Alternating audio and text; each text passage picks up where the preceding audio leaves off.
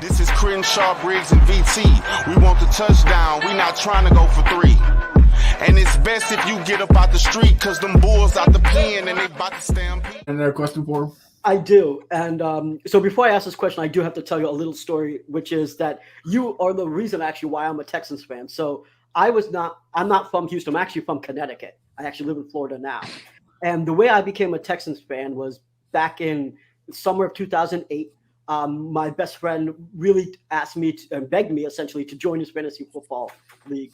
And I was like more of a casual football fan back then, not the way that I am today. And so I joined, and I drafted you in my fantasy league.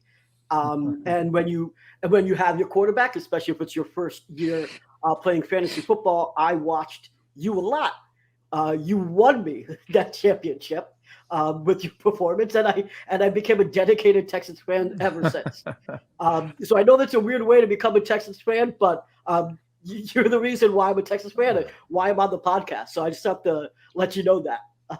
Awesome. Thanks for sharing. It's funny. I mean, it's the fantasy football has just brought a lot more fans and people to the game, and watching multiple games, right? You're not just watching the team that's in the city you live and all of that.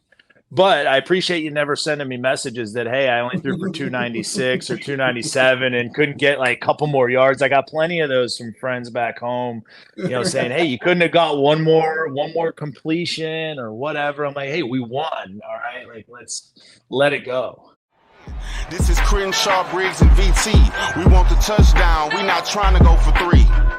And it's best if you get up out the street, cause them bulls out the pen and they about to stampede.